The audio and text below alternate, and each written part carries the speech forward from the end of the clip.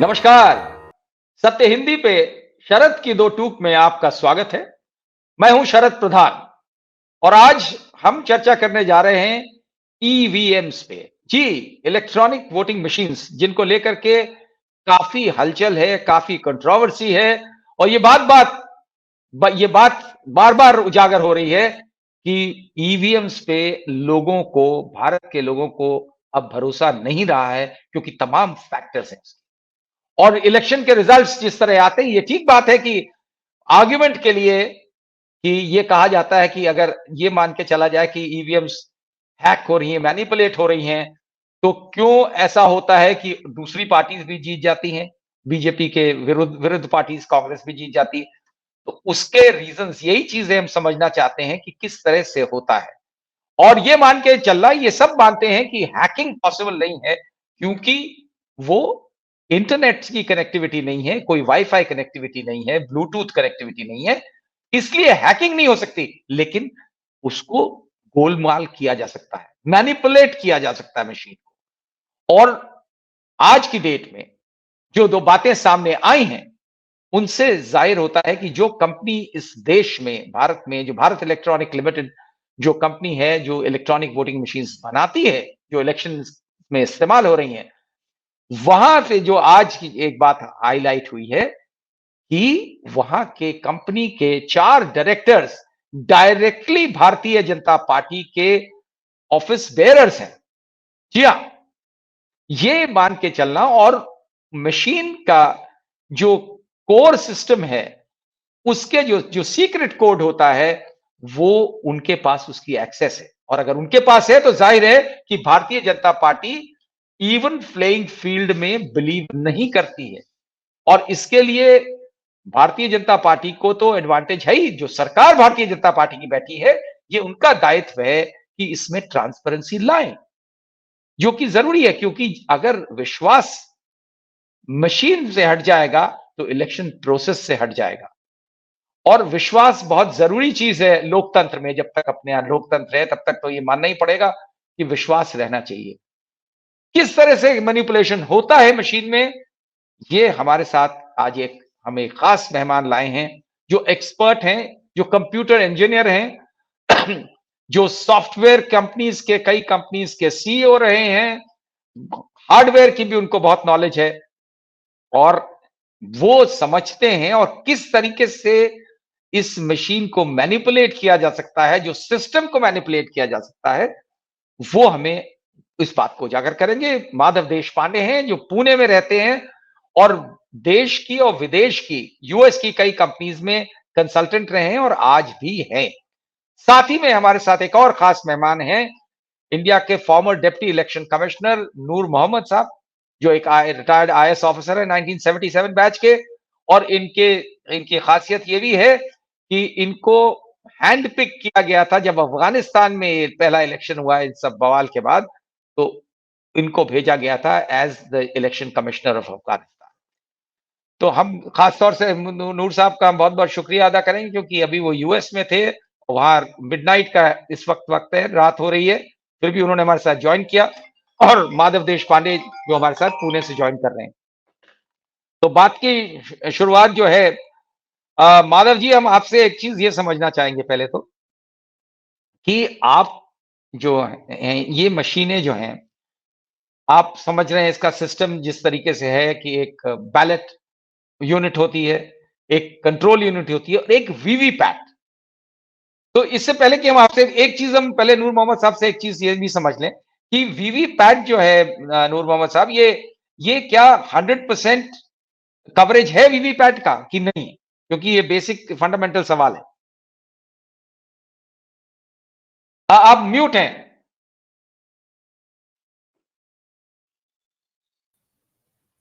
हाँ, शरद जी, बहुत बहुत धन्यवाद आपको, आपने इसमें शामिल किया डिस्कशन में। जहाँ तक वीवीपैट का सवाल है, कि कितना कवरेज है उसका, वो कवरेज तो हर पोलिंग स्टेशन पे आजकल वीवीपैट का कवरेज है। उसकी वजह अच्छा। यह है कि सुप्रीम कोर्ट में एक मुकदमा गया था, और ये था कि हम बटन तो दबा देते हैं वोट देते वक्त, लेकिन वोट कहाँ जाता है, किसको गया, वो हमने देखा नहीं। तो वोटर देख नहीं पाता है, तो उसको एक संशय रहता है कि पता नहीं उसका वोट कहाँ जा रहा है।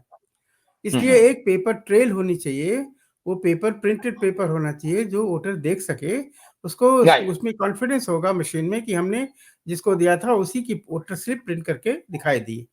तो राइट, वीवीपैट उसके बाद इंट्रोड्यूस हुआ, और वो आज के दिन जो मेरी जानकारी है उसके हिसाब से हर ईवीएम में वो इस्तेमाल हो रहा है। वो है। चलिए, ये वो ठीक है। कवरेज उसकी पूरी हो गई है। हम बेसिक तो सवाल इसलिए अभी जानना चाह रहे थे, इससे पहले कि हम माधव देशपांडे जी के पास जाएं, ये जी समझना चाह रहे थे कि हर मशीन अगर कवर्ड है तो इट बिकम्स मोर रेलेवेंट जो माधव देशपांडे हमें बताने जा रहे हैं। और ये हम आपको बता दें इससे पहले कि गो हेड, हम एक आपको दर्शकों को एक चिट्ठी दिखाना चाहते हैं। अलावा इसके कि मशीन कैसे मैनिपुलेट होती है, ये जो हमने बात बताई आपको कि भारत इलेक्ट्रॉनिक्स लिमिटेड में 4 डायरेक्टर्स उनके भारतीय जनता पार्टी से डायरेक्टली कनेक्टेड हैं। हम वो जो लेटर, एक फॉर्मर आईएएस ऑफिसर हैं, सेक्रेटरी गवर्नमेंट ऑफ इंडिया थे ईएएस शर्मा, उन्होंने जो लेटर लिखा है इलेक्शन कमीशन को, वो वाकई में आई ओपनर है। ये देखिए, ये वो चिट्ठी हम आपको सामने दिखा रहे हैं, और इसको स्क्रॉल करके हमारे टेक्निकल एक्सपर्ट्स दिखाएंगे आपको। ये इसमें साफ साफ लिखा हुआ है कि उन्होंने साल भर पहले भी इलेक्शन कमीशन को कहा था कि इस तरीके की चीज हो रही है और ये बड़ा गलत है। भारतीय जनता पार्टी से अगर लोग डायरेक्टली कनेक्टेड लोग, एक साहब जो हैं वो तो Gujarat district Bharatiya Janata party committee के प्रेसिडेंट हैं, और यहाँ पे वो डायरेक्टर हैं, और किसी और भी कंपनी की के गुजरात की कंपनी के डायरेक्टर हैं, और बाकायदा उनको हर चीज की एक्सेस है। तो अगर उनके कहने पे मशीन बन रही है, मतलब उनका उनका दखल है उसमें, तो कुछ भी हो सकता है। हम ये नहीं कह रहे हैं कि उन्होंने कुछ करवाया है, लेकिन करने का स्कोप है, तो ट्रांसपेरेंसी होनी चाहिए। देखिए लेटर, आप पूरा लेटर दिखा दीजिए, इसको स्क्रॉल कर दीजिए। ये इनकी इनकी फोटो भी छापी है जो डायरेक्टर हैं।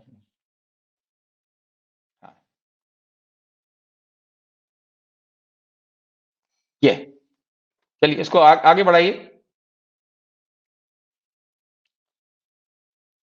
ये साफ साफ इसमें है कि ये जब देख, और उन्होंने, शर्मा जी ने अपना एंग्विश भी एक्सप्रेस करी है कि साल भर होने के बाद भी इलेक्शन कमीशन ने कोई तवज्जो नहीं दी इस सीरियस बात को देखते हुए। इससे लगता है कि इलेक्शन कमीशन का रुख कितना ज्यादा अनबायस्ड नहीं है जो कि होना चाहिए। इसमें साफ साफ या तो कहीं किसी और के इशारे पे काम करते हैं, या उन्हें कोई फर्क नहीं पड़ता अगर उनकी ट्रांसपेरेंसी पे कोई सवाल उठाता है। और ये क्योंकि चीफ इलेक्शन कमिश्नर और जो बाकी दोनों इलेक्शन कमिश्नर्स हैं, उन सबको एड्रेस्ड है ये लेटर, और ये 9 पेज का लेटर है। और वो कह रहा है कि अगर आप सरकार से भी आपको डायरेक्शन देने की जरूरत नहीं है, under article 324 of the constitution आपको अधिकार है इस तरीके की चीज को रोकने का, और आपको तत्काल प्रभाव से कम उन डायरेक्टर्स को हटा देना चाहिए। तो हालांकि बहुत देरी हो चुकी है, ये भी कह रहे हैं, लेकिन इनकी ये यहां पे लेटर ये खत्म होता है, और ये दर्शाता है सरकार का रवैया कैसा है, और इलेक्शन कमीशन कितनी ज्यादा सरकार के प्रेशर में या इन्फ्लुएंस में काम करती है।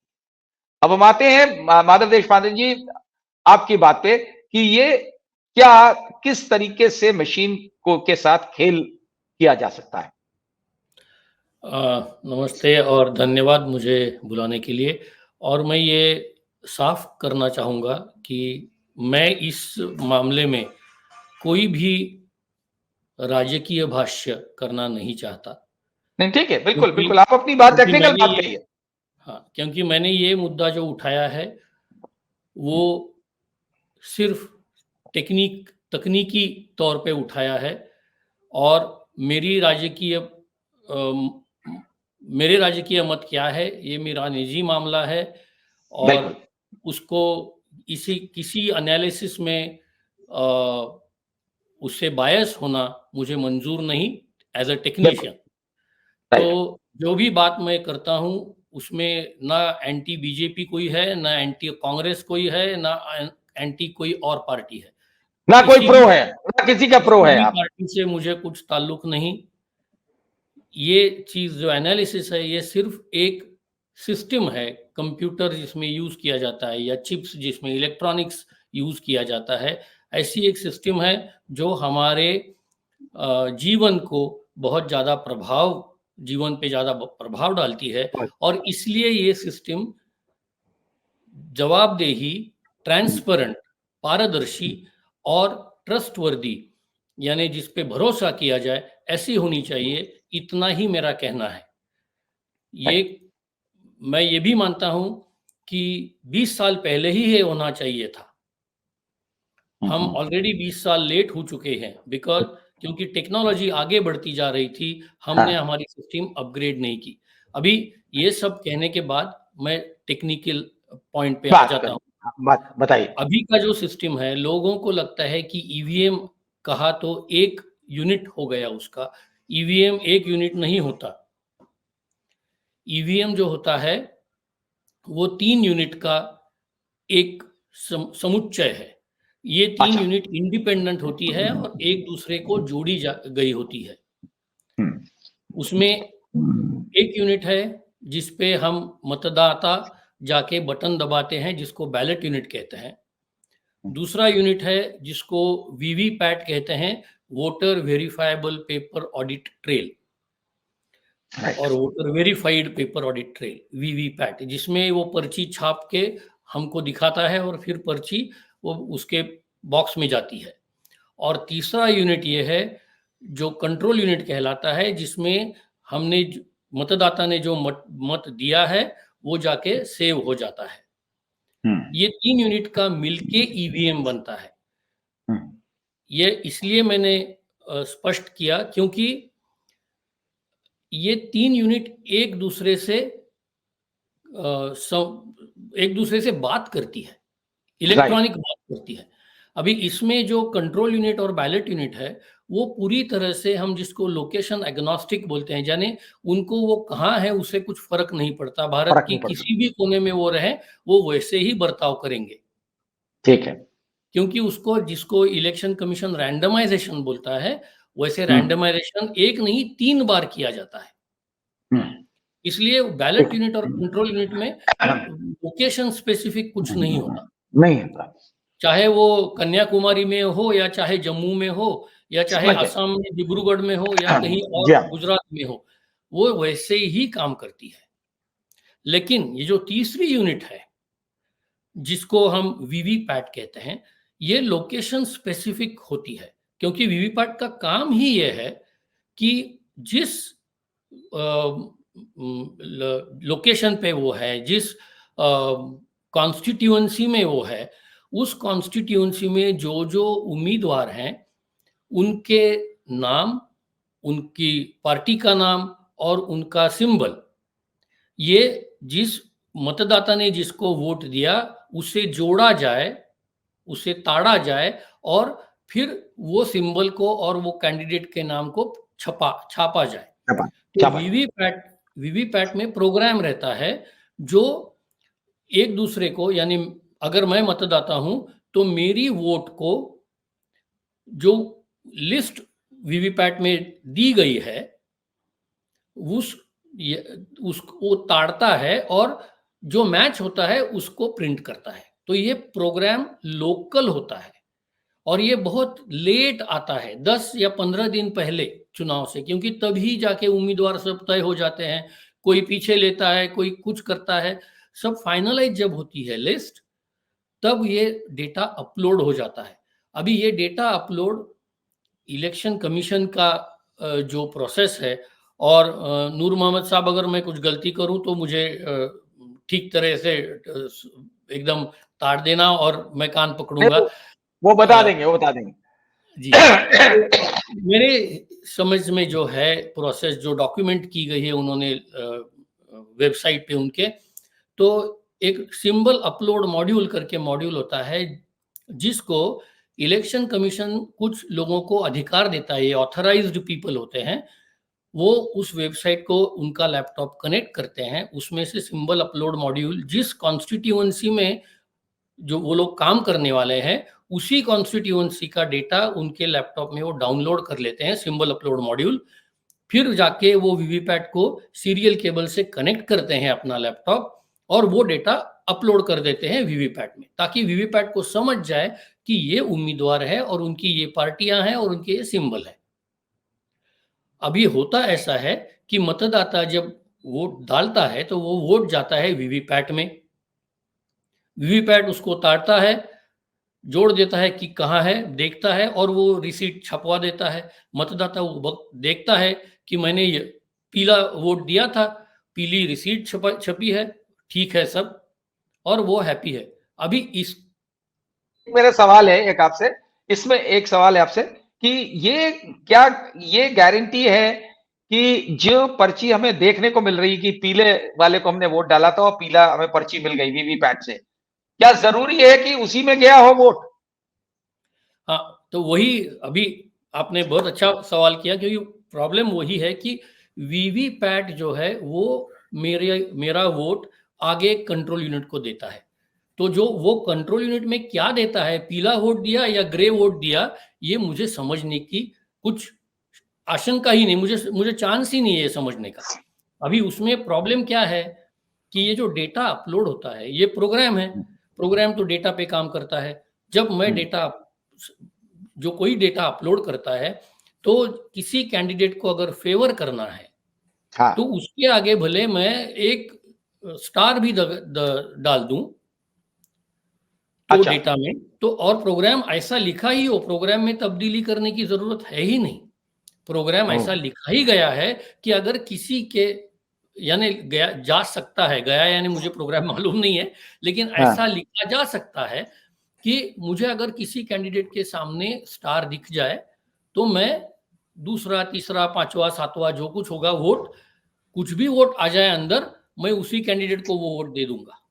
ये तो हो यानी कि सकता मशीन में, यानी कि आपका कहने का मतलब है कि मशीन के अंदर इस तरीके का सॉफ्टवेयर क्रिएट किया जा सकता है कि ठीक है, जो हमने दबाया बटन वीवीपैट से तो वही निकला, लेकिन कहीं एस्टेरिस्क डाल दिया या स्टार डाल कुछ भी डाल दिया, तो वो जिससे कि किसी वो वोट कहीं और जा रहा है, जो आपकी जो वोट डालने वाले को नहीं पता लगेगा। करेक्ट, बराबर है। ओके, और इसके लिए सुधार भी एकदम आसान है। अभी हम लोग ऐसा कर रहे हैं कि बैलेट यूनिट से वीवीपैट जाएगा, वीवीपैट से कंट्रोल यूनिट जाएगा। ऐसा तो आवश्यक है नहीं।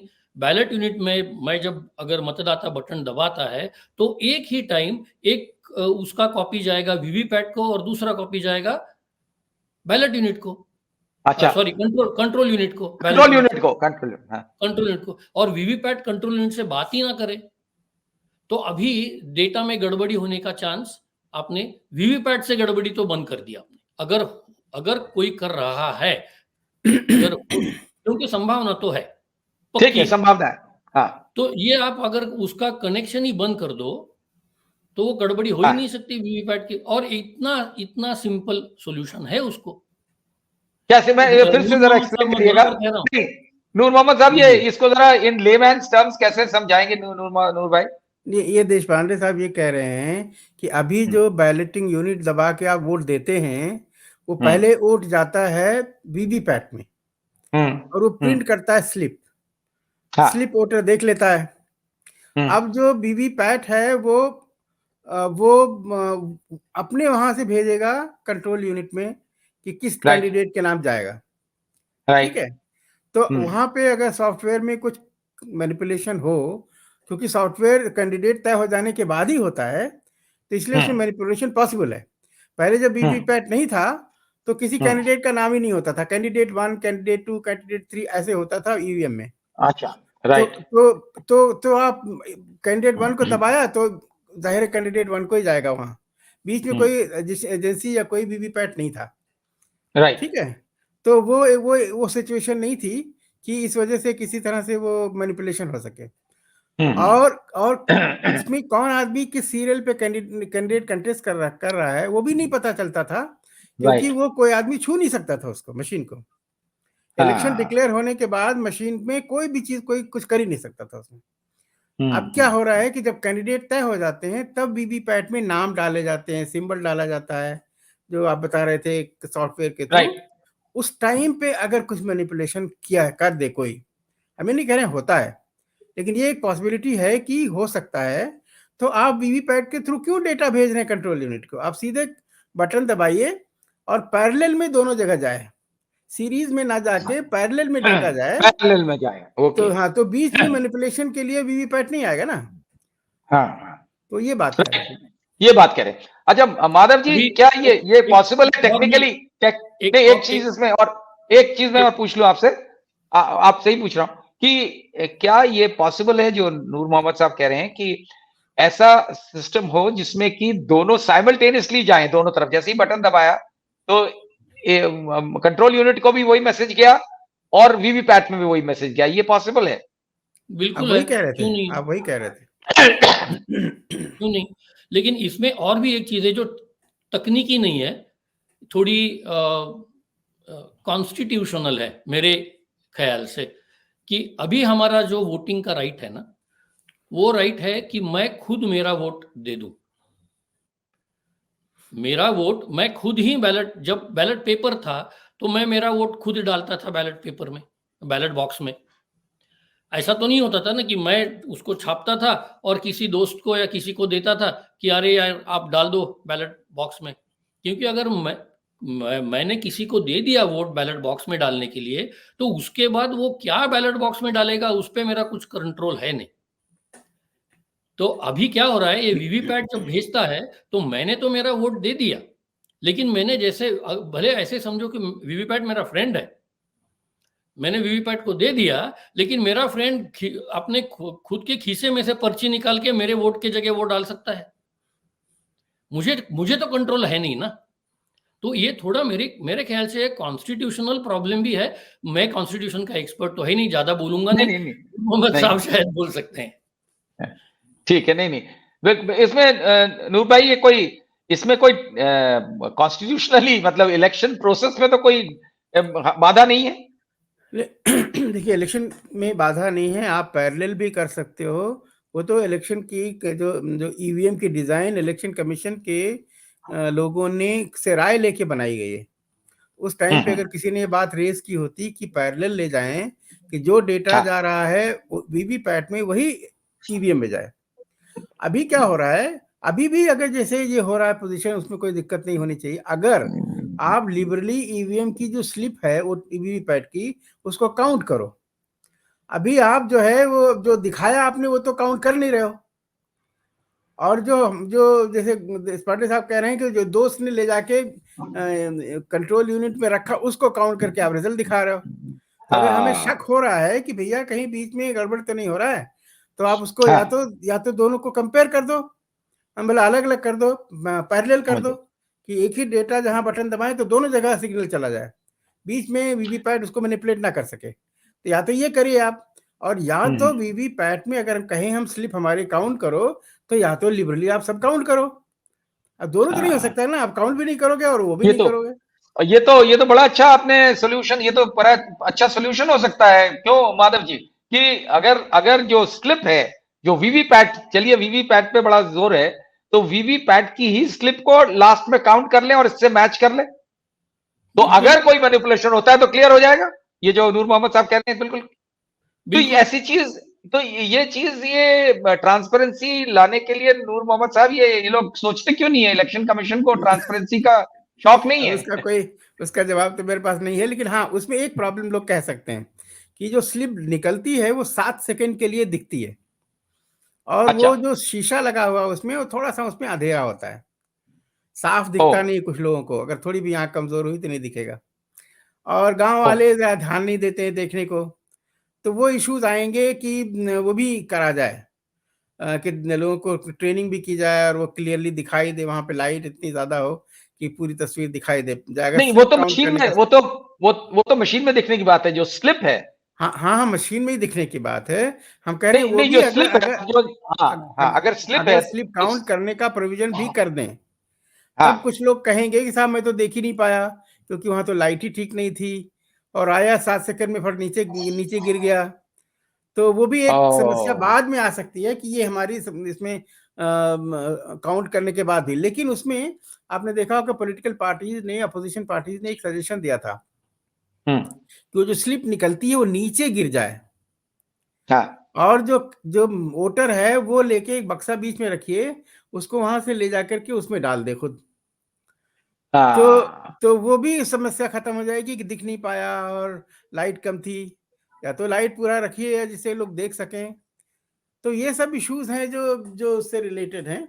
बट ये जो देशपांडे साहब कह रहे हैं कि अगर उसको पैरेलल कर दें तो एक मेजर समस्या हल हो जाएगी, मुझे लगता हल है। हो जाएगी। और ये तो फिर बड़ी आप तो खुद आईएएस ऑफिसर रहे हैं, ये जो प्रॉब्लम्स जिस तरीके की जो छोटी मोटी प्रॉब्लम्स हैं कि लाइट कम है और वो पर्ची प्रिंट होकर के जल जाए बक्से में, ये तो बड़ी छोटी सी लॉजिस्टिक चीजें हैं जिनको हैंडल किया जा सकता है। तो ये तो एडमिनिस्ट्रेशन के लिए तो कोई प्रॉब्लम नहीं होना चाहिए इसको हैंडल करने के लिए। नहीं, उसमें कोई प्रॉब्लम, डिजाइन में तो कोई प्रॉब्लम नहीं है। डिजाइन तो इलेक्शन कमीशन ऑलरेडी कंपनी से बात करके करा सकता है चेंज। करा ये जो सकता आप है कोई। बता रहे हैं, देशपांडे साहब जो बता रहे हैं कि पैरेलल हाँ में जोड़ने का, वो आराम से हाँ हो सकता है। बट ये है कि प्रॉब्लम है, समझें तो पहले एक्सेप्ट तो करें प्रॉब्लम। हाँ। तुम माधव जी ये एक चीज बताइए कि ये क्या इलेक्ट्रॉनिक वोटिंग मशीन्स जो दूसरी कंट्रीज में यूज हुई और कई जगह डिसकंटिन्यू कर दी गई, तो क्या इन इन कारणों की वजह से थी कि इसमें लैक ऑफ ट्रांसपेरेंसी थी? यही सिस्टम था क्या वहां पे?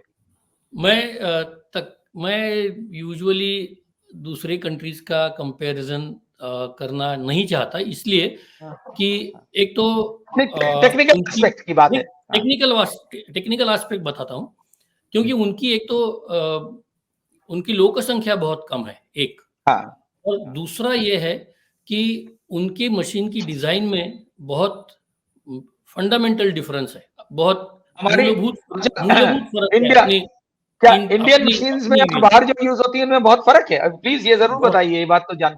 हाँ बहुत फर्क है। तो ये मूलभूत फर्क ये है कि हमारी मशीन कहीं कनेक्ट नहीं होती, उसको वाईफाई नहीं है, उसको ब्लूटूथ नहीं है, उसको इंटरनेट नहीं है। तो हैकिंग जो होता है ना, लोग बोलते हैं हैक हो सकती है।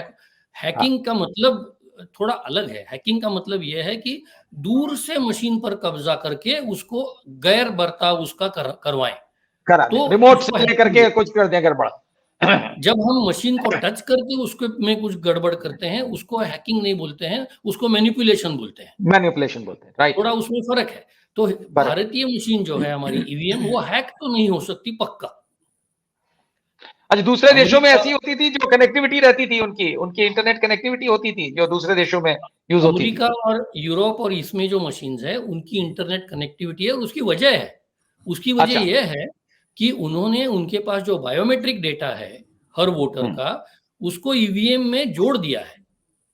वो आपको ओ थंब देना पड़ता है या 5 फिंगर देनी पड़ती है, जब जाके वो आपको वेरीफाई करते कि आप वैलिड लेजिटिमेट वोटर हो, और ओके। तभी जाके आप वोट दे सकते हो। इसलिए उनको ठीक। इंटरनेट से जोड़ने के कुछ ऑप्शन नहीं है उनके पास, जोड़ना ही पड़ता है। ठीक। हमने ओके। वो नहीं किया है, तो हाँ इसलिए हमारी मशीन ज्यादा सिक्योर है, हैक नहीं हो सकती। हाँ।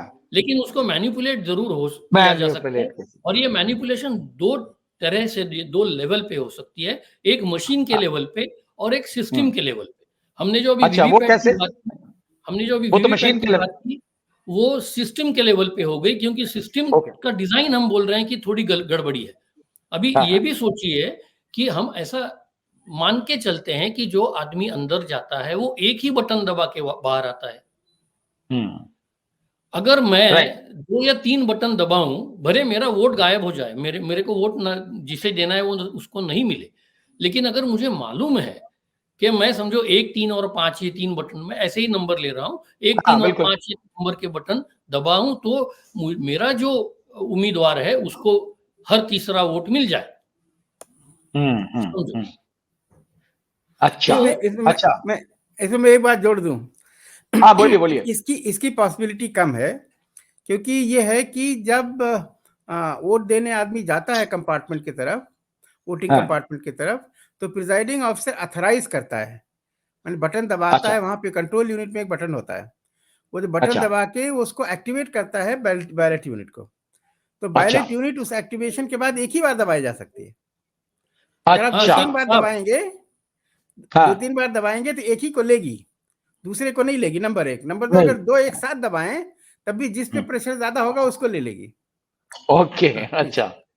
इसका एक जवाब हाँ, दे रहे हैं देश पांडे जी। मुझे वही पूछना था कि समझो हाँ। मैं एक के बाद एक तो नहीं दबाऊंगा, मैं मेरी 2 उंगलियां रख के एक साथ दबा दूंगा।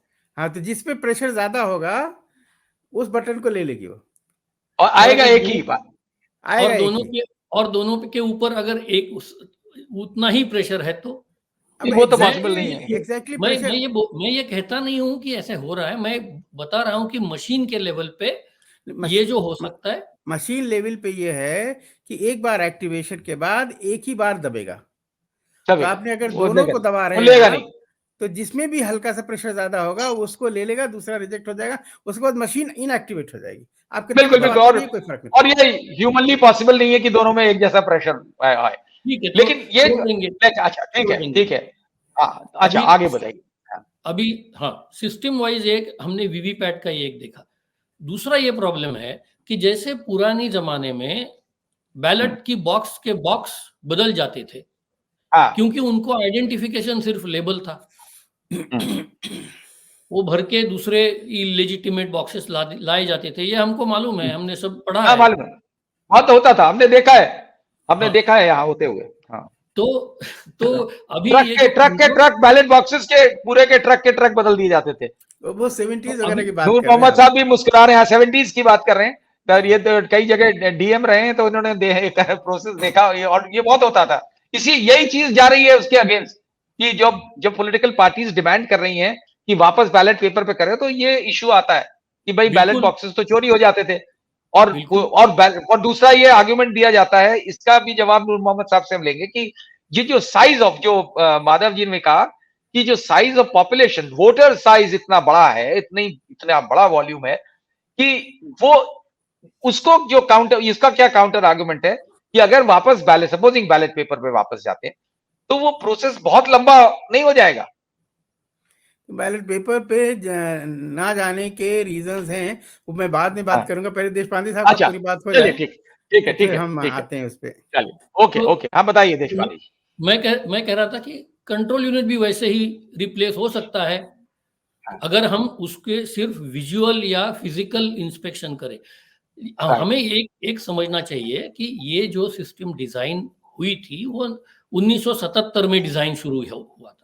तब का समय अलग था, तब हमारे पास इलेक्ट्रॉनिक्स इतना एडवांस नहीं था, कनेक्टिविटी नहीं थी, और इथरनेट केबल भी नहीं थी, इंटरनेट तो छोड़िए।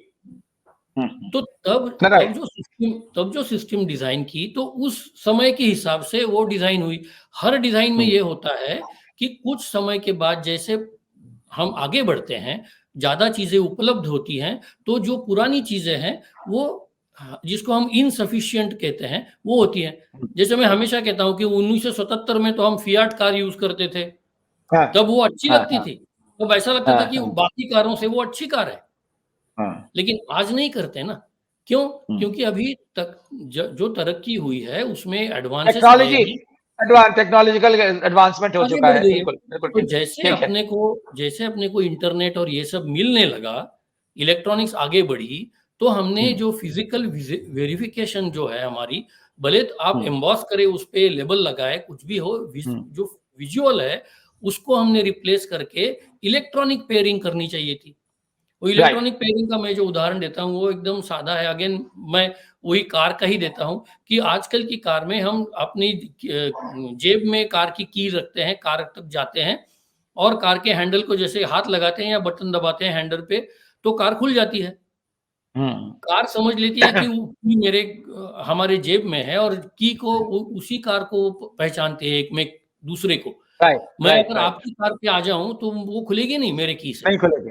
राइट ये राइट। पेयरिंग का एग्जाम्पल है। ये तो दूसरी यानी उसमें केबल नहीं है, हमें तो वायर, उसको अपना जो ईवीएम का जो स्ट्रेंथ है कि वो कनेक्टेड नहीं है, वो बदलना नहीं है, इसलिए हाँ हमने वायर से उनको पेयर करना चाहिए। करना है।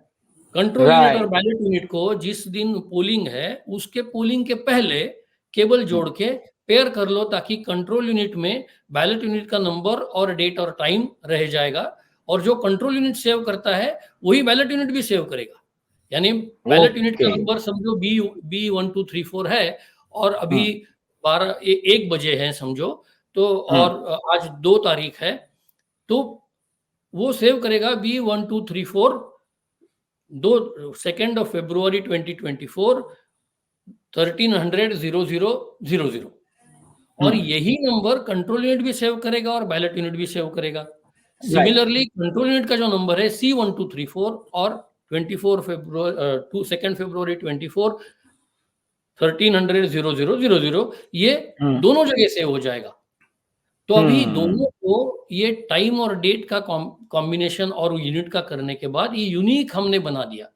अब अगर हम किसी दूसरे कंट्रोल यूनिट को लाए, समझो ऐसे भी समझो कि C1234 करके मैंने 2-3 control unit anti social element ने बना दिए हैं या है हमारे पास, ऐसा नहीं होता, लेकिन एक वर्स्ट पॉसिबिलिटी करके मैं कह रहा हूं ये, तो भी वो जोड़ा नहीं जाएगा क्योंकि उसके पास वो अगला जो है 2 फरवरी 24 1300 ये नहीं होगा। तो जैसे ही आप काउंटिंग के पहले वो बैलेट यूनिट को कंट्रोल यूनिट जोड़ दोगे तार से और बोलोगे अभी पहचान लो एक दूसरे को, तो बैलेट यूनिट बोल देगा कि ये कंट्रोल यूनिट मैं पहचानता नहीं उसको।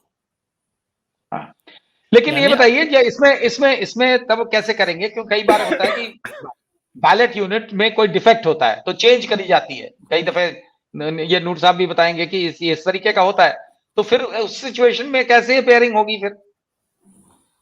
तो वो जब बदली जाएगी ना, वो फिर रिपोल होगा उसमें का। फिर रिपोल होगा। अच्छा, रिपोल करना पड़ेगा। Okay okay okay. नहीं, लेकिन थोड़ा सा विषयांतर है। अभी परसों मैं गया था सैन फ्रांसिस्को, वहां पे मैंने देखा एक गाड़ी जा रही है, उसमें कोई ड्राइवर नहीं है, सड़क पे जा रही है, सड़क पे जा रही है, कोई ड्राइवर नहीं है, और आगे गाड़ी दूसरी थी तो उसको लाइन लेनी थी, तो राइट लेन में खुद ही मुड़ के चली गई वो। अच्छा और हम लोग पीछे से वॉच कर रहे थे, इसीलिए देख रहे थे कैसे ये चलती है।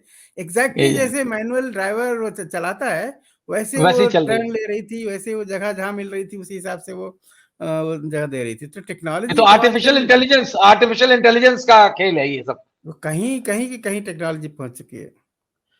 तो उसका अगर प्रॉपर इस्तेमाल करें तो हमारा सिस्टम इलेक्टोरल प्रोसेस बहुत ट्रांसपेरेंट हो सकता है, तो शक और शुबा रह ही नहीं जाएगा। नहीं, जो देश पांडे साहब कह रहे हैं वो ये कह रहे हैं कि कभी एक शक आता है कि लोगों ने डेटा भर के ईवीएम में और बदल दिया, काउंटिंग के टाइम पे दूसरी काउंटिंग मशीन डाल दी, लगा दी और उसको रिजल्ट दिखा दिया। वो ये कह रहे हैं कि अगर जब आपका पोलिंग से पहले अगर आपने जो बैलेटिंग यूनिट जिसमें वोट डालते हैं और जहाँ पे स्टोर होती है, अगर दोनों को आप मैच कर दोगे, पेयरिंग कर दोगे, नहीं, लेकिन ये उस स्टेज में होगी पेयरिंग जब आपने बूथ बना दिया और पोल होने वाला है उससे पहले करेंगे। हाँ, उसके पहले तो नहीं, तो ये बताइए कि क्या जो सिस्टम है हमारे यहाँ, जो क्योंकि प्रिजाइडिंग ऑफिसर और ये जो पोलिंग बूथ पे लोग बैठा ले जाते हैं, ये तो बिल्कुल डिफरेंट उसके होते हैं, कोई टेक्निकल आदमी तो होता नहीं है, तो कैसे मुमकिन होगा कि पेयरिंग कर पाएगा? एक बटन होगी की बात नहीं कर रहे हैं, बात ये कह रहे हैं कि अगर पेयरिंग पहले हो जाए और काउंटिंग के टाइम पे फिर पेयरिंग कर दीजिए आप, तो जो डर है कि बाहर से डेटा भर के लाके काउंटिंग में डाल दिया दूसरी ईवीएम को, वो नहीं कैसे करेंगे? टेक्नोलॉजी के लिए इट इज पॉसिबल, और ये देश पांडे साहब बताएंगे कैसे करते हैं। अभी करना बहुत आसान है। जैसे काउंटिंग, जैसे पोलिंग जब होता है ना, समझो 9:30 बजे पोलिंग शुरू हो रहा है, तो 9 बजे दोनों मशीन पे थोड़ा आपको तब्दीली थोड़ी करनी पड़ेगी, एक बटन रखना पड़ेगा, एक छोटा प्रोग्राम लिखना पड़ेगा, छोटा ही होगा वो बटन जैसे दबाए, आपने देखा होगा, मैं एक आपको उदाहरण देता हूँ, घर में अपने वाईफाई जब लगाते हैं आजकल मॉडर्न वाईफाई, तो वो वाईफाई का जो राउटर होता है, तो राउटर पे एक बटन होता है, अगर आपको आपका पासवर्ड राउटर का याद नहीं है तो आप वो बटन दबाए, वो ब्रॉडकास्ट कर देता है पासवर्ड, और आपका फोन जो है वो पेयर कर देता है खुद ब खुद, बराबर है। वो तो वाईफाई से जाता है, मैं ये नहीं कह रहा वाईफाई से जाना चाहिए, लेकिन उदाहरण दे रहा हूँ, वैसे एक बटन आप रखोगे तो बैलेट यूनिट पे भी एक बटन होगा, कंट्रोल यूनिट पे भी बटन होगा। जो आदमी जिसको कुछ पेयरिंग का मालूम नहीं है, उसको सिर्फ ये करना है कि वायर सिर्फ जोड़नी है दोनों को, वायर इसके साथ ही आएगी, और फिर वो दोनों बटन, पहले एक बटन दबाना है, दूसरा बटन दबाना है, फिर वायर निकाल लेना है, वो बस पेयरिंग हो गई। अभी 9:30 बजे आप ये करो, 9:30 बजे पोलिंग खोल दो और फिर ये तो ठीक है, काउंटिंग के देशपांडे जी, टाइम लेकिन हमारे इंडियन कंडीशंस में जो लार्ज स्केल पे जितने जो सारे लाखों पोलिंग बूथ्स होते हैं, तो क्या ये पॉसिबल है जो अटेंडिंग जो स्टाफ होता है जो कि स्किल्ड नहीं है उस तरीके से, क्या उसकी ये पेयरिंग वो खुद कर सकता है? यही मैं समझ रहा हूँ, क्या पॉसिबल है? आप मुझे क्योंकि ये ये बताइए, प्रैक्टिकल। हाँ, आप मुझे ये बताइए, जो हमारे लाखों करोड़ों अशिक्षित लोग हैं, मतदाता हैं, वो हाँ, जाके बराबर बटन दबा सकते हैं ना जो चाहिए वो। हाँ, हाँ, तो यहाँ जो आदमी जाते हैं वो तो अशिक्षित तो है नहीं। हाँ, शिक्षित तो नहीं। अगर आपने उनको बोल दिया कि अरे ये बटन के नीचे ये स्टिकर पे लिखा होगा पेयरिंग, बस मैं इतना करना है, समझ गया। वो बटन आपको एक बार दबाना है 9 बजे, एक बार ठीक है। कंट्रोल यूनिट पे, एक बार बैलेट यूनिट पे। उतना तो कर सकेंगे ना, अगर हाँ, हाँ, शिक्षित है, बिल्कुल। पेयरिंग हाँ, देके, हाँ, बस उतना ही करना है। ओके। हाँ, बाकी का हाँ। सब काम तो इलेक्ट्रॉनिक्स कर लेगा, आपको थोड़ी कुछ करना है। नहीं, बहुत बढ़िया। ये तो दैट मीन्स कि ये पॉसिबल है। नूर साहब, ये इसका मतलब जी, तरीके बहुत हैं टेक्नोलॉजी। सुधारने के सिस्टम को, बशर्ते विल हो। और अच्छा, एक चीज और देशपांडे साहब, आप एक चीज और बता रहे थे मुझे कि किस तरीके से कोई कोई आपने कोई ग्राफिक्स टाइप का बनाया है जिससे कि डेमोन्स्ट्रेट कर सकते हैं आम आदमी के लिए कि क्या ये सिस्टम है और कैसे इसका सुधार किया जा सकता है। आप जब तक आप उसको जब तक आप करिए, तब तक हम नूर मोहम्मद आप साहब से कमेंट ले हाँ रहे जी, हैं, आप उसको हाँ करिए। जी। तो नूर मोहम्मद साहब, ये जो है, ये हमारे यहाँ जो प्रॉब्लम है, इवेंचुअली प्रॉब्लम कहाँ पे आ रही है? सिर्फ विल पे आ रही है, पॉलिटिकल विल पे आ रही है, या कोई एडमिनिस्ट्रेटिव कमी है, कोई कहीं कोई शॉर्टफॉल है देखिए, जिसकी वजह से? देखिए, हाँ, देखिए, हम लोग इंटरनेशनली बात तो करते हैं फ्री एंड फेयर हाँ। इलेक्शन, पर आज हम्म, का ज़माना है सिर्फ फ्री एंड फेयर से काम नहीं चलता। Hmm, free and fair, credible and acceptable election. तो राइट। लोगों को उस पे विश्वास होना चाहिए कि फ्री एंड फेयर है। तो हाँ। इलेक्शन कमीशन भले फ्री एंड फेयर इलेक्शन करा दे, लेकिन अगर लोगों में है विश्वास नहीं है कि कहीं गड़बड़ हो सकता है, तो उसको भी इलेक्शन कमीशन की जिम्मेदारी है कि दिमाग उनका लोगों का साफ करे। और वो हो हम्म, सकता है सिर्फ ट्रांसपेरेंसी के जरिए, हम्म, सिर्फ ट्रांसपेरेंट तरीके से करने पे ही ये समस्या हल हो सकती है। तो अभी जो हम्म, प्रॉब्लम लग रही है मुझे लगता है कि पहले तो हम लोगों ने जैसे ईवीएम रखा, सिर्फ ईवीएम था। आपने याद, हम्म, पता नहीं आपको याद है कि नहीं, कुंडा में राजा भैया हाँ, ने एक कॉन्स्टिट्यूंसी का रिकाउंटिंग करा दिया। हाँ, हाँ, मुझे तो भी याद है बिल्कुल। हाँ, रिकाउंटिंग में उसका उतने एक ही रिजल्ट आया जो पहले वाला का, एक का भी फर्क नहीं आया। हाँ, उसके हाँ। बाद मैंने देखा 2002 के इलेक्शन में पूरे हाँ, यूपी जब के हम आप लोगों ने ईवीएम यूपी लगाई के थी। चीफ इलेक्शन ऑफिसर थे, आप यूपी के हाँ, चीफ इलेक्शन ऑफिसर थे तब। हाँ, चीफ इलेक्शन हम्म, ऑफिसर था उस टाइम पे। एक एक आदमी ने नहीं कहा कि हमको दोबारा रिकाउंट कराना है, क्योंकि हाँ, उनको पता था कि रिजल्ट वही आने वाला है। हम्म, वीवीपैट का भी इसकी क्रेडिबिलिटी लाने का सीधा साधा तरीका यही है कि आप कह दो कि हम लिबरली स्लिप को काउंट करेंगे। भले एक दिन हाँ, रिजल्ट हमारा देर हो जाएगा, कोई बात नहीं है, लेकिन हम लोगों को संतुष्ट करके रखेंगे कि देखो जो रिजल्ट इसमें आया है वही वही ईवीएम सही है। में भी है वही वीवीपैट में भी है। आप हम्म, देखेंगे कुछ दिनों के बाद अगर आप ऑप्शन दोगे काउंट ना कराओ, तो majority hmm, of people count नहीं कराएंगे अगर रिजल्ट वही आ रहा है तो। कौन हम्म, आदमी दो राइट। दिन और बर्बाद करेगा, 1.5 दिन और बर्बाद करेगा उसमें। तो हम्म, इसलिए इसलिए अगर आपको ट्रस्ट है कि आपका रिजल्ट सही है, तो काउंट, जिसके लिए ऑलरेडी सुप्रीम कोर्ट ने ऑर्डर किया, करोड़ हजारों करोड़ रुपए इसमें खर्च हुए वीवीपैट बनाने में, उसके लिए स्लिप आती है, उसमें कितना सारा पेपर कंज्यूम होता है उसको स्लिप काटने में और सब में, और आप काउंट कर रहे हो 5 पोलिंग स्टेशन का।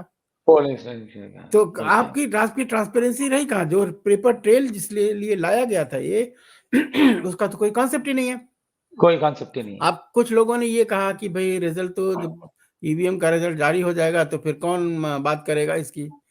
कई सारे कंट्रीज ऐसे हैं जिसमें यह है कि दो रिजल्ट होते हैं, एक प्रिलिमिनरी रिजल्ट, एक फाइनल रिजल्ट। आप ईवीएम का अच्छा। रिजल्ट करिए, प्रिलिमिनरी रिजल्ट डिक्लेयर कर दीजिए, अब उसके बाद वी स्लिप पे आ जाइए, हम्म, वीवीपैट स्लिप पे आ जाइए। जिस कैंडिडेट हम्म, ने कह दिया जिस कॉन्स्टिट्यूंसी में कि हमको नहीं काउंट करानी है, उनको उसको फाइनल रिजल्ट दे दीजिए। जिसे कहते नहीं हम्म, काउंट करानी है तो काउंट कर लीजिए उसका। आप 2-4 बार में करोगे, 2-4 इलेक्शन, 2-4-6 इलेक्शन के बाद कोई काउंट नहीं कराएगा अगर रिजल्ट वही आ रहा तो। राइट का तो यही राइट। कॉन्फिडेंस है ना कि हमारा एकदम रिजल्ट सही है, कोई गड़बड़ नहीं हाँ है। तो हाँ हाँ लोगों हाँ। का कॉन्फिडेंस अगर बिगड़ रहा है तो ठीक करने का तरीका क्या है? तो तरीका हम्म, है कि सामने सामने करके दिखा दो। और हम बिल्कुल तो वो बिल्कुल। बड़ा कुंडा वाला एग्जाम्पल हम तो बताते हैं कि वहां पे बस जो नहीं नहीं, बिल्कुल सही। रिकाउंट कोई किसी ने कराया ही नहीं उसके बाद। कराया नहीं है, तो हाँ, याद है एक मुझे। तो ये क्यों ऐसा हो रहा है ये मेरी समझ नहीं आता। दूसरी बात ये कि दोबारा पेपर पे जाने का प्रॉब्लम है एक्चुअली। हम्म पेपर पे जाने की प्रॉब्लम, एक तो पेपर प्रिंटिंग वगैरह जो आप कह रहे थे, नंबर ज्यादा है और टनों हजारों टन पेपर जाते लगते हैं और सो फोर्थ। उसके अलावा एक बड़ी प्रॉब्लम है आजकल के दिन, खासतौर से राउडीज्म और ज्यादा बढ़ गया है। पोलिंग हम्म, स्टेशन पे जाके कब्जा कर लेते थे हाँ, और सब बैलेट निकाला और ठप्पा मार के डाल दिया। डाल दिया। इस मशीन में यह है कि हर मशीन, हर वोट कम से कम 12 सेकंड लेता है। ओके तो नहीं 12, ओके। हाँ 12 मिनट लेता, 12 मिनट पर आप पेपर लोगे और फिर उसको वो करेंगे। तो एक में एक आदमी अगर बैठ जाए कंट्रोल करके टैप करने के लिए, तो फ्यू फ्यू 15 20 50 के से ज्यादा नहीं कर पाएगा। तो इस तरह से हम्म, बूथ कैप्चरिंग का कॉन्सेप्ट लगभग खत्म हो गया खत्म हो गया। ईवीएम के आने के बाद। तो इस हम्म, एडवांटेज को हमको नहीं खोना चाहिए। खोना अगर चाहिए। हम थोड़ा सा चेंज करके, जैसा कि देश पांडे साहब सजेस्ट कर रहे हैं, अगर इसको बना सकें, क्रेडिबल बना सकें, तो राइट। ज्यादा होगा। और इससे ज्यादा बेहतर होगा जो पॉलिटिकल पार्टीज ने कहा है कि हमें जो स्लिप है वो छप के नीचे गिर जाए बजाय इसके कि डिब्बे में जाने के। जय भीम और जाने, हमसे ठीक है। कहा जाए कि हम लेके उसको एक दूसरे डिब्बे में डाल दें जो सबके सामने डाला जाए, और फिर उसको हम उसको काउंट करने का प्रोविजन करें, तो उसको उसमें और कॉन्फ्लिक्ट भी में ट्रांसपेरेंट हो जाएगा। तो मेरे ख्याल से पॉसिबिलिटी है इसको रिट्रीव करने की। उसमें है। अदरवाइज ईवीएम जो है वो बेचारी it will not be able to defend itself.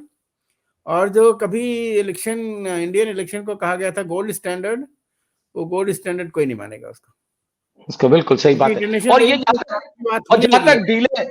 जहां तक डिले का सवाल है, जैसा ये प्रोसेस अगर डिले, तो मेरा तो मानना ये है कि जब जिस तरह डिले तो इतना ज्यादा होता है कि आज यहाँ इलेक्शन हो गया, बक्सा बंद है, मशीनें बंद है। जब दूसरी जगह इलेक्शन हो जाएगा उसके साथ तो 6 6 7 7 दिन, महीना महीना भर वेट करते हैं लोग इलेक्शन रिजल्ट के लिए। नहीं, स्लिप तो इसमें क्या काउंटिंग में मेरे ख्याल से एक दिन से ज्यादा नहीं लगेगा, ए फ्यू आवर से ज्यादा नहीं प्रॉब्लम? लगेगा। तो वो तो सिर्फ मुझे लगता है एक्सक्यूज है। मुझे नहीं लगता कि हाँ, क्रेडिबल बात है वो। क्रेडिबल बात है, बिल्कुल सही है। अभी देखिए, अभी आ रहा है। हाँ, हाँ अभी आ आ रहा गया है। आ गया। आप जरा बताइए, जरा एक बार हाँ, विस्तार से ये बता दीजिए हाँ बैलेट यूनिट में मैं मतदाता गया, उसने पीले हाँ रंग का बैलेट दिया, वोट दिया, उसको पीली हाँ पर्ची दिखी भी, लेकिन हाँ वीवीपैट बीच में है, तो वीवीपैट में अगर ग्रे कलर का वोट आगे भेज दिया तो हमें हाँ। दिखता नहीं है। इसके वजह राइट। इससे अच्छा ये रहेगा कि बैलेट यूनिट हाँ बीच में है और जैसे ही मतदाता बटन दबाए, ब्लू वोट दिया समझो, तो वो दोनों हाँ, वीवीपैट और कंट्रोल यूनिट में एक समय दोनों एक जाए, साथ चलो। हाँ वीवीपैट दिखा देगा ब्लू पर्ची, और हम हाँ खुश हो जाएंगे कि हमें जो मिला, वो जो दिया था वो दिखा, और कंट्रोल हाँ, यूनिट को भी जो हम नहीं दिया था वही गया है, वो ही क्योंकि एक गया। ही समय गए हैं। बीच में अभी वीवीपैट है ही नहीं, वीवीपैट जोड़ा ही नहीं है कंट्रोल यूनिट से।